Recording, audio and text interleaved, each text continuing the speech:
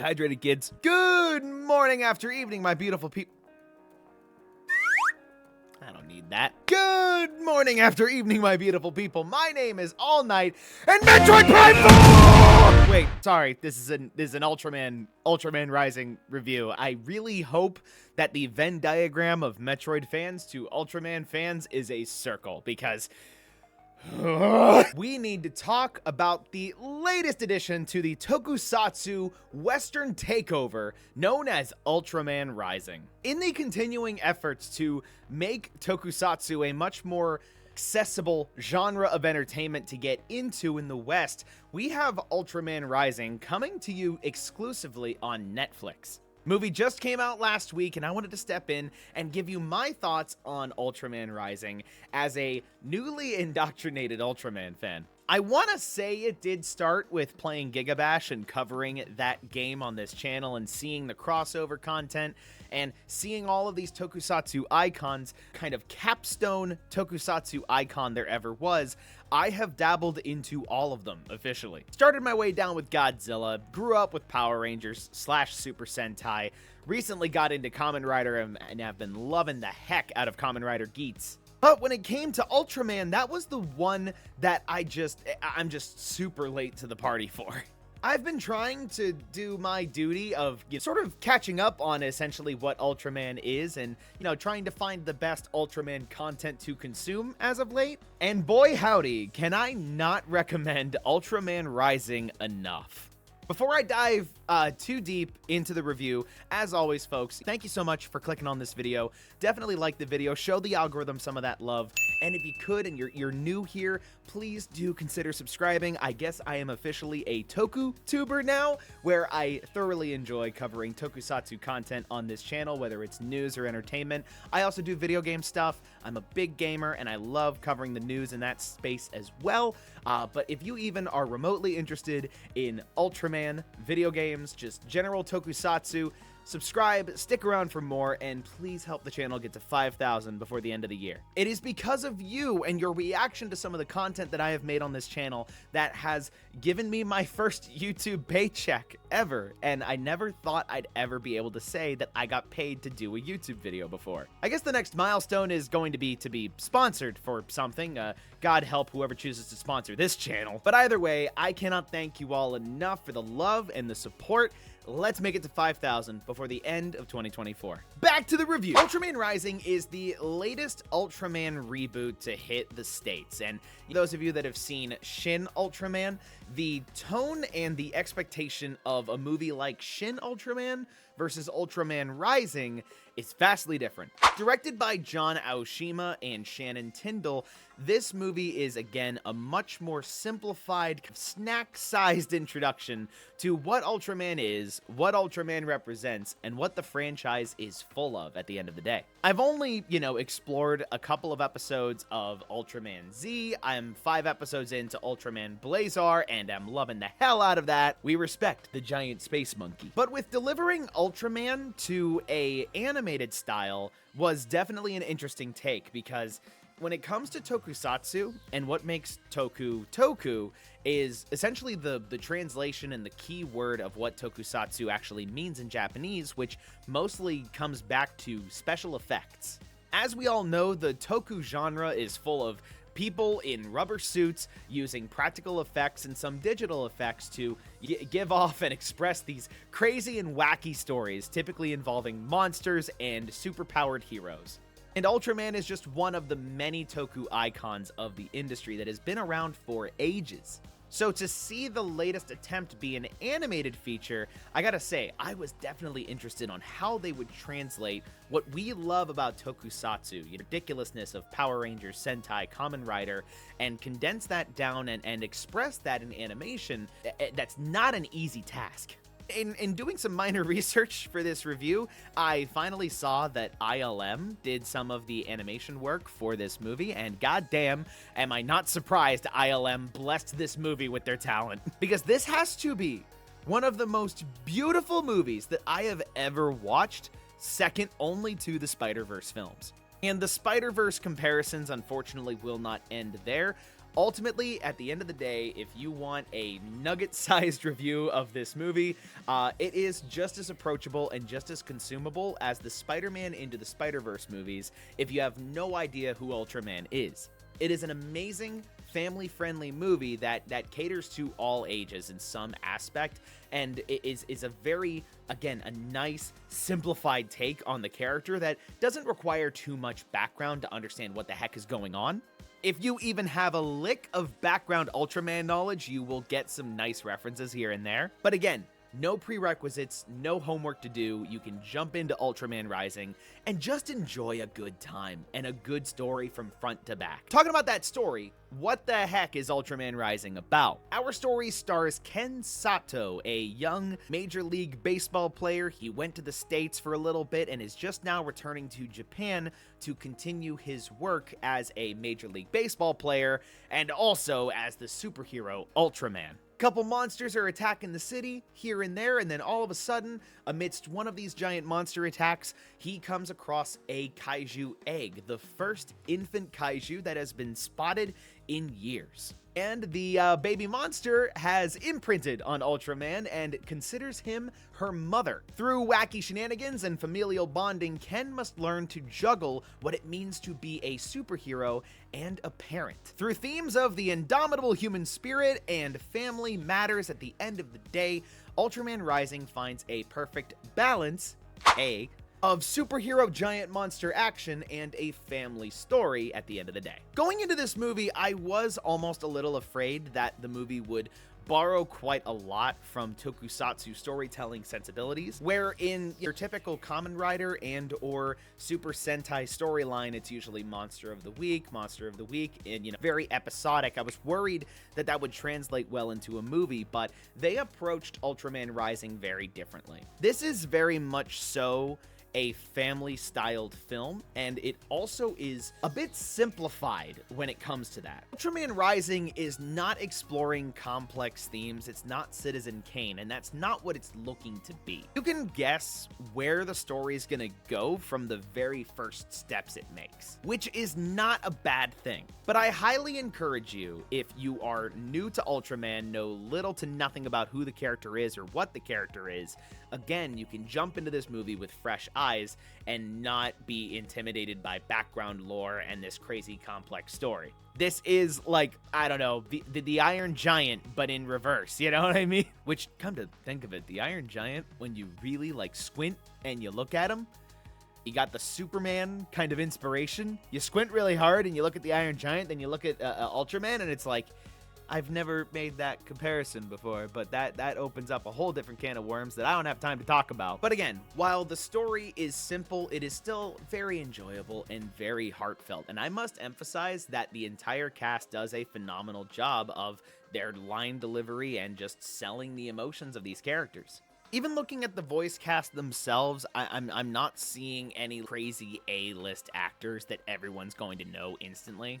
But really, a movie like this doesn't need a star-studded cast to just slap on the poster so that way you know, oh, that's a Chris Pratt movie, better go watch that. I do have to give the pretty big props to Christopher Sean, who probably gives the most emotional performance of the entire movie. Ken Sato, he's a jerk. He's very much so full of himself, but you can absolutely understand that there is background behind why he is so full of himself. There is enough of a second layer there to warrant he's not just a cookie cutter, cocky superhero type. No, there is an added layer of familial drama and trauma behind all that. So, gotta give mad props to our main character, who does a phenomenal job, as well as the entire cast. The thing that I need to sing the praises of the most with Ultraman Rising is the animation and the presentation of the entire movie.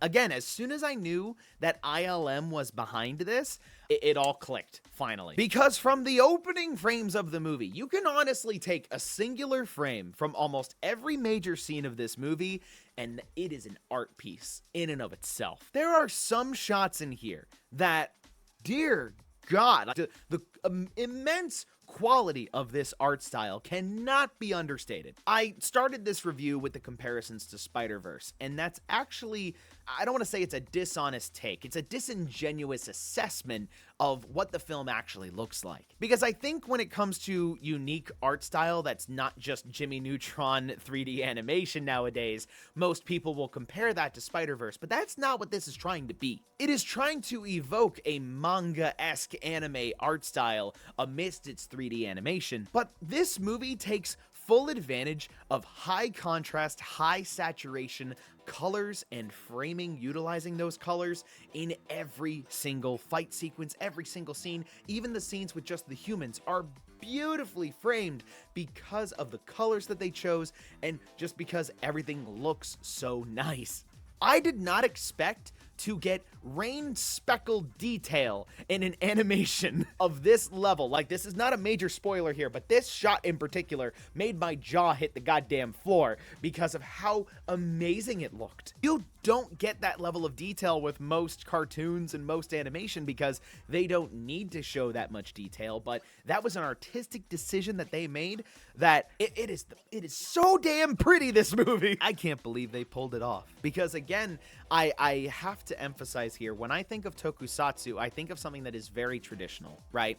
We're all familiar with the rubber suits at this point. We're all familiar with what tokusatsu looks like. So to translate that into animation to this degree is insane. I watched the first season of Godzilla Earth, right? When we're talking about animation, when it comes to Godzilla, like that as a Toku icon, Godzilla has a very particular sensibility when it comes to what you're showing on frame at any given time, right? You're not very frequently going in for these super up-close anime shots to emphasize certain actions, right? But Ultraman has the luxury of just being a giant dude, so a lot of the choreography is contingent on unique moves that he is doing and unique framing of his fists. Like, if I had my god, if I took a drink every single time it zoomed in on his fist before a sucker punch was laid down, man, I wouldn't have been able to finish the movie. But those shots never get old because this movie frames every single one of those shots with mass intention behind them, beautiful colors, and it is a standout moment every single time it happens. There's something to be said about whether or not animation is serviceable to the medium and the story that you are trying to tell, and the art style that you use to accompany that style of animation. An argument could be said that Godzilla Earth could have just been a story that was told via live action and with suits. You could probably do the exact same thing in live action as what you did in Godzilla Earth. Not to say that Godzilla Earth or the anime trilogy or even Singular Point, not to say that those are worse products of entertainment for being animated. I'm just trying to say that animation must suit the story that it is telling. And if it's not worth animating, why did we make it animated? You know what I mean? I'm sure there's going to be some contention around that point, and I'm happy to discuss it in the comments. Comment down below and let me know if there are certain stories you think make much more sense for animation versus live action. Disney sure as hell can't make up their minds on what should be animated in live action at this point, so why not continue that discussion? But with Ultraman, this was a glove that fit perfectly on their hands because, God, I can't imagine doing this movie in a normal live action suit. I can't imagine that looking half as good as what this movie did. It comes down to artistic direction. It comes down to what type of animation they want to use. Again, if it's just Jimmy Neutron static blobs walking around, fine. No disrespect to my boy Jimmy Neutron. We respect Jimmy in this house. We respect Jim Boy. But again, the squash and stretch, the dynamic aspect to every frame of this movie just makes the presentation all the much better and just makes every single fight hit that much harder. Cannot sing the praises of the presentation enough.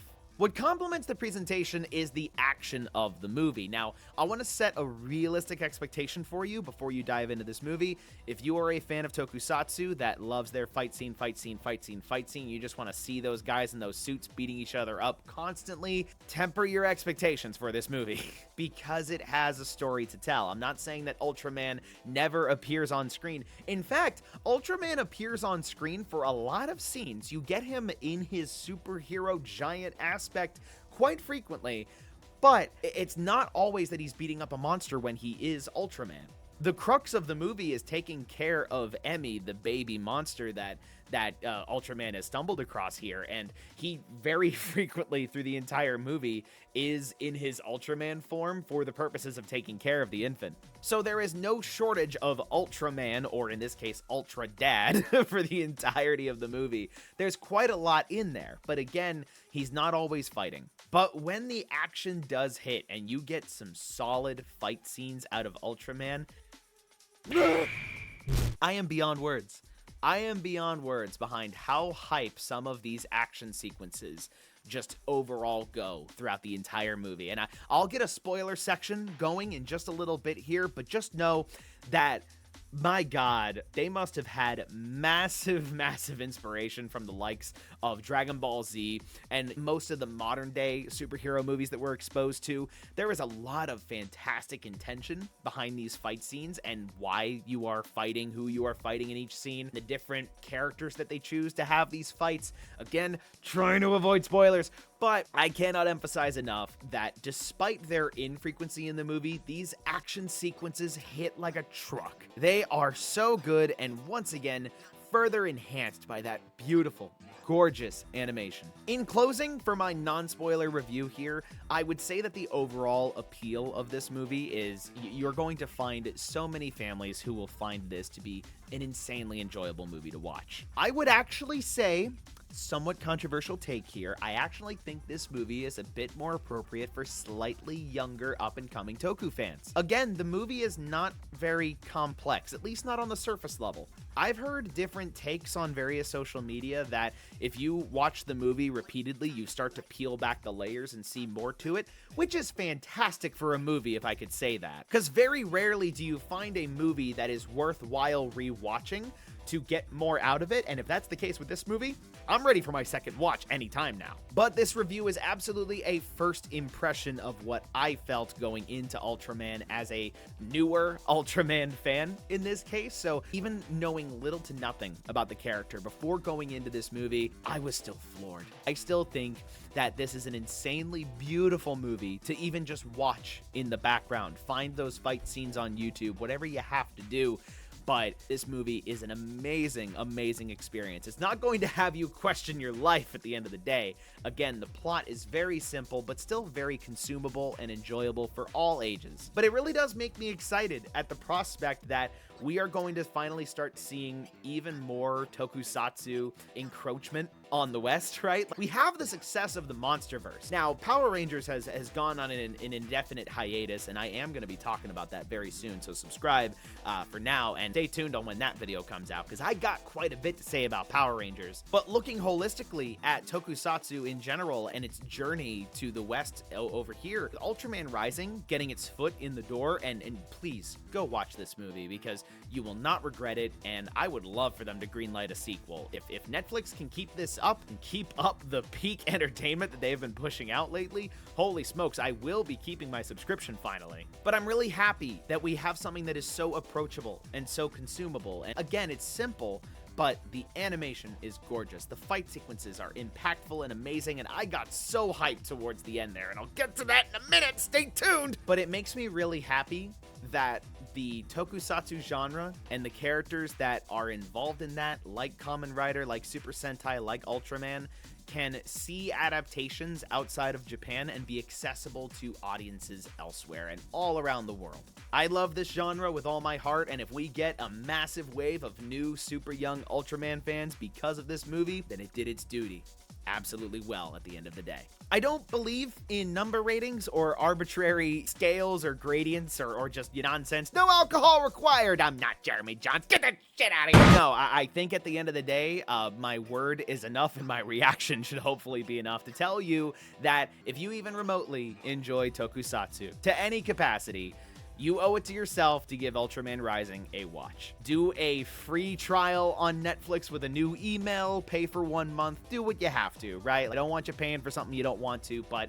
please officially support this movie so that way we can see so much more down the line. That ends my non-spoiler portion. Don't forget to like and subscribe, show the algorithm some of that love, and stick around for more tokusatsu and gaming love down the line. Hop off here if you don't want any spoilers. Moving right along. The ending sequence of this movie needs to be studied. I can't hold it in any longer. The father-son Ultraman beam. Ken's left arm being broken out of commission. His dad finishing the pose for him for them both to fire an extra strong beam together. Oh, I'm not even an Ultraman fan. I didn't grow up with Ultraman. I'm only just now being indoctrinated into this franchise, and I damn near popped out of my seat when that happened. The Dragon Ball comparisons will never cease with that amazing scene. Holy smokes! I also think that Emmy is an adorable character, a fantastic addition to the Ultraman mythos here. So if Ultraman Rising continues on to become a franchise that gets sequels out of Netflix, I'd love to see her in the next movie. And the idea that all of the monsters in this universe come from the same island, there's a lot of cool things that you could explore with that. One interesting thing that my wife and I came up with when we were watching the movie was the comparisons to the How to Train Your Dragon franchise. If you think about it, it's mostly two key story beats that line up pretty well. You have main protagonist who befriends an unlikely protagonist, and they group together. Their relationship is frowned upon in society, but eventually it's grown to be accepted that this strange creature should be accepted in society, and they move on. Whereas then the second movie explores finding the lost missing mother of the protagonist. Anyone else see that? Of course, our prediction was, oh yeah, she's gonna be on Monster Island. Apparently she's in space. So that's a thing. It makes me wonder if a potential sequel to Ultraman Rising will eventually capitalize on the other Ultra beings that exist out in the land of light, you know, that because Ultraman at the end of the day is an alien superhero.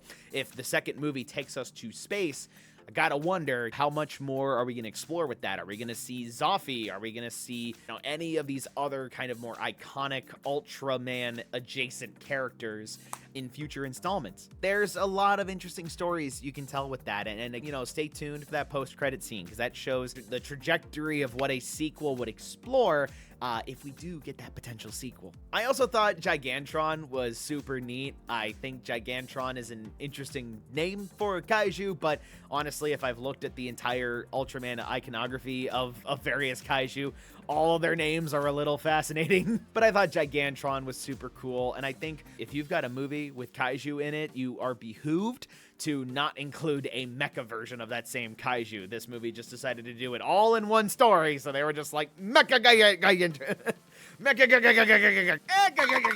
I'm clearly losing my sanity talking about this movie, because it was just that fun, man. On the topic of mechanized combatants, so if I'm understanding how Ultraman in terms of the actual TV show is concerned and the tropes that are associated with that, from what I'm gathering from the most recent series, is that the trope is Ultraman is part of a kaiju task force. That kaiju task force has a giant robot at their disposal that's sometimes useful, sometimes not. And they usually team up while Ultraman keeps his identity a secret. That's kind of how that story and those tropes are usually explored. At least that's what I'm seeing out of Ultraman Arc, and the jury's out on that until that eventually comes out. But we gotta talk about the Destroyer, or whatever the robot itself was called, because I was not expecting a goddamn giant transformer to come out of all of this. But again, that character's design, along with the entire fight sequence, further encapsulates everything I love about this movie, because there was a clear art direction behind the character. There is so much detail behind that character with exaggerated proportions that makes that particular combatant in the final battle that much more intimidating and that much more intense to see on screen. It just all complements itself. It is an Ouroboros of peak. Is it Ouroboros? The infinite snake? The one that's eating its own tail? Did I get my analogies right? Comment down below. Let me know. I'm just sitting in front of my computer here. I could do the research myself. You do the research for me. But the Destroyer was such an epic villain to fight. I would say that actually kind of leads me to my one major complaint with this movie. I don't think it's a perfect movie. I think the villain could have been slightly more explored. A good villain is one that you can technically see their point and you can somewhat side with them, but disagree on their methods. That is what makes a fantastic villain, is a flawed, essentially think of them as a flawed hero, right? Just someone who has the good intentions but goes about them the wrong way. That is essentially Dr. Onda in this movie. His intention is, of course, to benefit humanity by purging them of the kaiju menace, when in reality, Ultraman is defending the more naturalistic aspect to all of the kaiju being a part of the circle of life. So there's a give and take with all of that, right? And I think Dr. Onda was a really good exploration of that. I think we just could have gotten a few more scenes of him. Maybe just one that expands slightly more on how he got to where he is in this world of being the doctor of the KDF and leading the charge on the extermination of the kaiju. I think that could have been a cool thing to explore. As is, it's not something they really dove too deep in on, and honestly, they didn't need to. But if I had my way, I would have maybe just done one scene with him, kind of expounding more on what his life was like before kaiju were even a thing. Could have been cool to explore, and would have made that final fight scene even more kind of cutthroat, because I love a good final fight where you don't know who to root for. Thinking the climax of Across the Spider-Verse, right? Like, we all get it. Miguel's in the wrong, but like you can almost see his point. That's me. That's where I'm like, I want a good villain of that caliber in my movies. But even still, I still think that Dr. Onda filled a fantastic role of being that really menacing protag at the very final fight. That was just... Also, Ultra Dad's mustache will haunt my nightmares for years to come. And that's all I gotta say about that. In closing, if you are a dumb American like myself, you now have so much access to tokusatsu content more than ever before. Staying perfectly in line with Ultraman, you now have Ultraman as a playable character in an indie monster fighting game. You have Shin Ultraman, which I didn't get really into Shin Ultraman too much. I have watched the movie and I did enjoy it.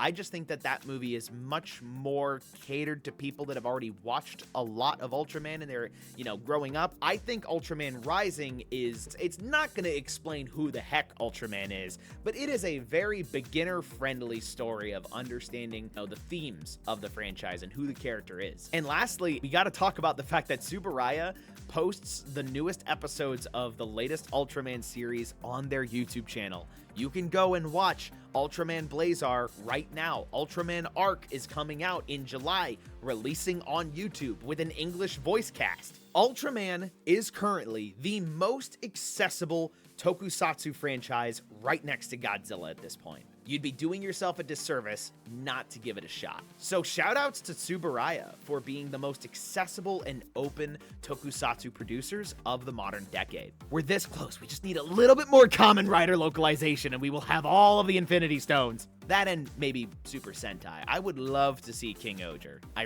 really want to see an official release of King Oger. Pretty please. But that's all I had to say here for today. Holy crap, I had to ramble a lot about this movie just because of how much I enjoyed it. But that's all I had to say here today. Thank you so much for clicking on this video and enjoying more and more tokusatsu love alongside me every step of the way. If you enjoyed the video, do not forget to like the video, show the algorithm some of that love, subscribe for more content. We are so close to 5,000 subscribers. Help your boy get to 5K by the end of 2024. Pretty please. But as always, I've been your host all night, and do not forget to stay loved, keep loving, and have a wonderful night.